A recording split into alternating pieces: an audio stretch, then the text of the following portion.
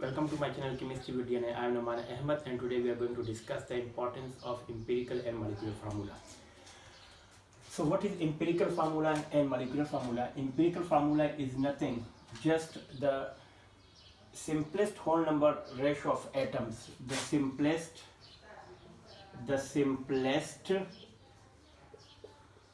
whole number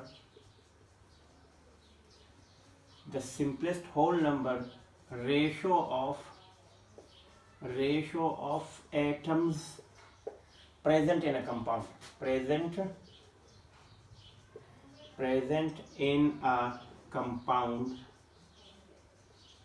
is called empirical formula. A formula which shows the simplest whole number ratio of atoms present in a compound is called empirical formula, while molecular formula, the actual number of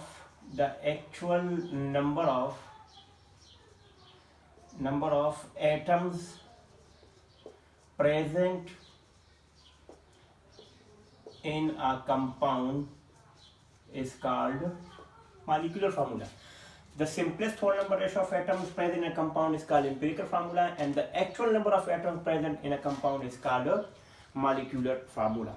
For example, H2O2 is the molecular formula for hydrogen peroxide, and C6H6, this is hydrogen peroxide.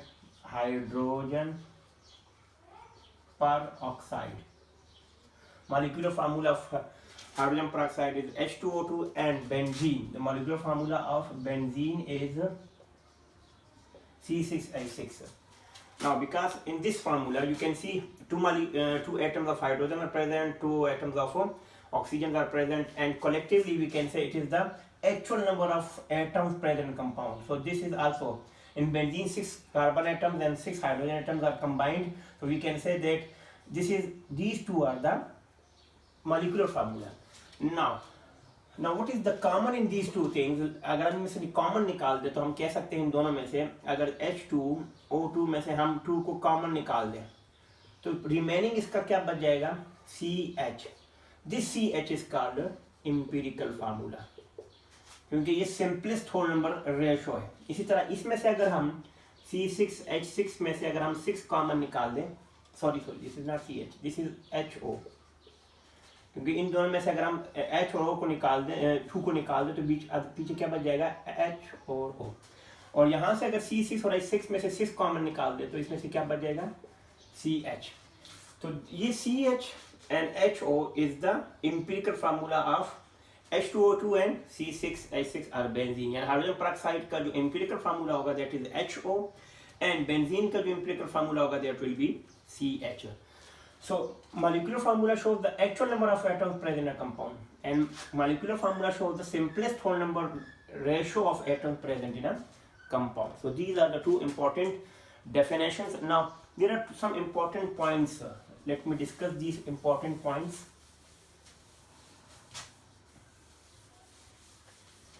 Number 1, in note, I am writing it in a note. Empirical formula and molecular formula can be identical. This is the first. Empirical formula and molecular formula can be identical.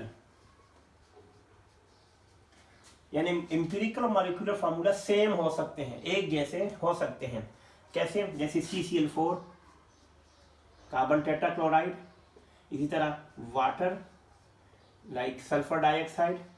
अब इन सब का empirical formula molecular formula same, यानी you can not take out the common in it. आप इसमें से common नहीं निकाल सकते हैं, ये already simplest whole number ratio में. So that's why this is the empirical formula of carbon tetrachloride and also the molecular formula. This is the empirical formula of water and also molecular formula of water. This is also the sulfur dioxide. Empirical formula of sulfur dioxide is this, and molecular formula of sulfur dioxide is this. I mean, we cannot take out the common, so that's why some compound or some molecules and some elements have same empirical and molecular formula. So this is very important point. You must note it. The empirical and molecular formula can be identical for some compound. This is point number 1. You should write it. Second point, which is very important, point number 2 about empirical formula and molecular formula. That is, okay, so molecular formula may be the multiple of the, maybe a multiple of the empirical formula. We can say that the molecular formula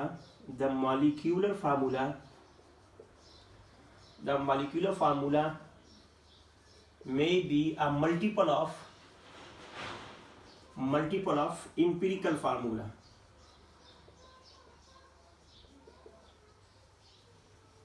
यानी molecular formula जो है वो empirical formula का double भी हो सकता है, triple भी हो सकता है, 6 टाइम भी हो सकता है, 7 टाइम भी हो सकता है। जैसे अगर हम ये देख लें, अगर हम बेंजीन को देख लें C6H6, तो अगर इसमें से हम कॉमन निकाल दें तो ये हो जाएगा CH, कॉमन आ गया।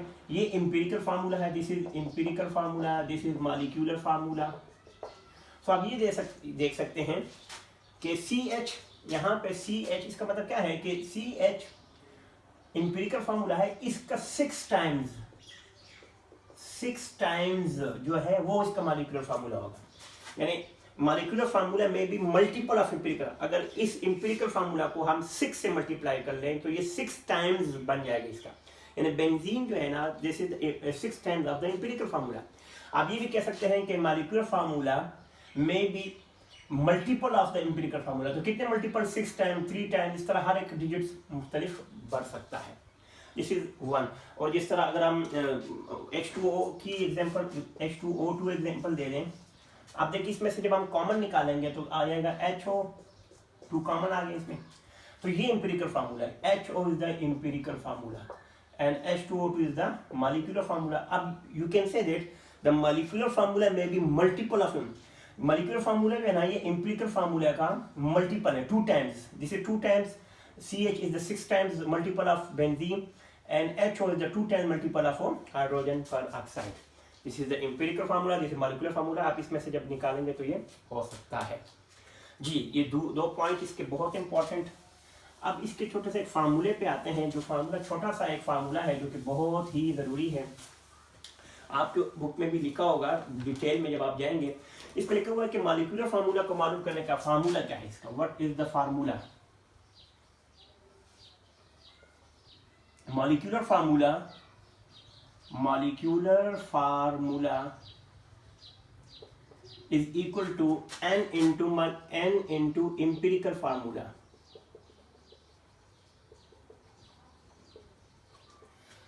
अगर आपने मॉलिक्यूलर फार्मूला फाइंड करना है तो molecular formula is equal to n, where n is nothing, n is only the integral and it shows the ratio of molecular weight and empirical formula weight. ये ratio बताता है। अगर हम इसी को अगर हमें n मालूम करना हो तो एक और फार्मूला भी आ जाएगा, n is equal to molecular formula divided by empirical formula.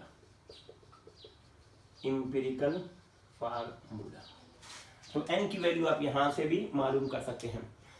अगर मॉलिक्यूलर फार्मूला वेट भी इसको कह सकते हैं, इसको भी एम्पिरिकल फार्मूला वेट भी कह सकते हैं, इसको भी वेट कह सकते हैं, ये ले इसको भी मॉलिक्यूलर फार्मूला वेट कह सकते हैं।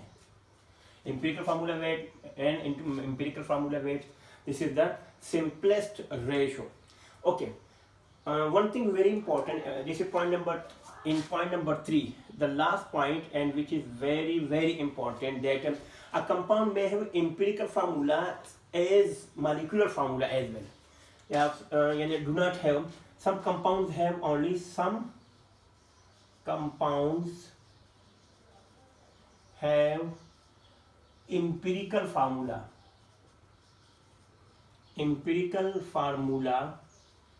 but no molecular formula.